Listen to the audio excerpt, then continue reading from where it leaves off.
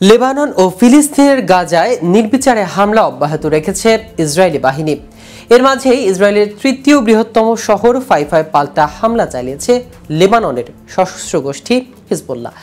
Israeli আকাশ প্রতিরক্ষা ব্যবস্থার উপেক্ষা করে হাইফা ও তিবেসিয়ার শহর আঘাত হেনেছে হিজবুল্লাহ রকেট। হাইফায় হিজবুল্লাহ এর ভয়াবহ হামলা কি পরিমাণ ক্ষয়ক্ষতি হয়েছে এবং এই হামলার ব্যাপারে কি জানালেন ইসরায়েল, এই নিয়ে বিস্তারিত থাকছে আজকের প্রতিবেদনের বাকি অংশে।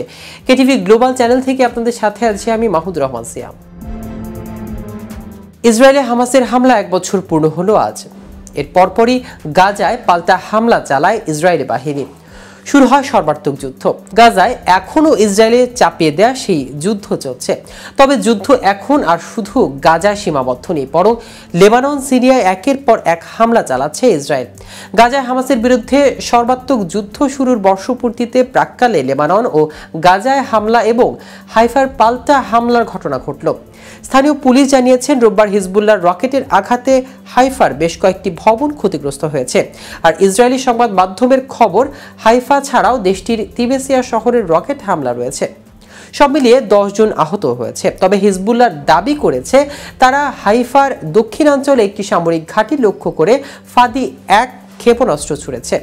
এদিকে লেবাননের রাজধানী বৈরুতে দক্ষিণ উপকণ্ঠে রোববার জোরালো বিমান হামলা চালিয়েছে ইসরায়েল। মূলত ইরান সমর্থিত হিজবুল্লাহর গোয়েন্দা সদর দফতর আর অস্ত্রের মজুদগারে হামলা চালানো হয়েছে বলে দাবি করেছে ইসরায়েলি সামরিক বাহিনী। এছাড়া লেবাননের দক্ষিণাঞ্চল ও বেকা অঞ্চলেও হামলা হয়েছে।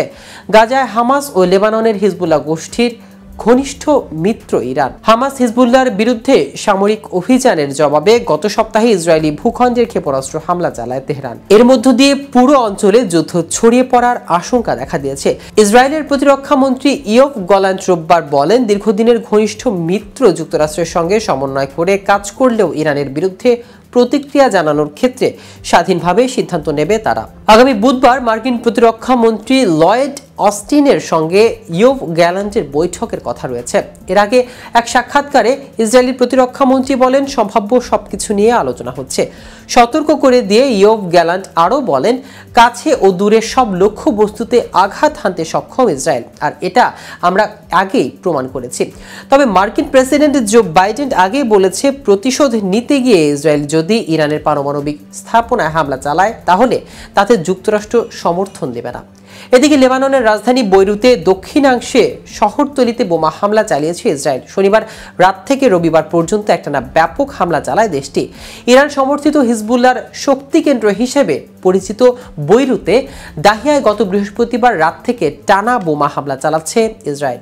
ইসরায়েলি হামলায় হিজবুল্লাহর প্রধান নেতা হাসান নাসরুল্লাহ নিহত হওয়ার পর গত কয়েকদিন এসব হামলায় তার উত্তরসূরি হাশেম সাফিউদ্দিনও নিহত হয়েছে বলে ধারণা করা হচ্ছে।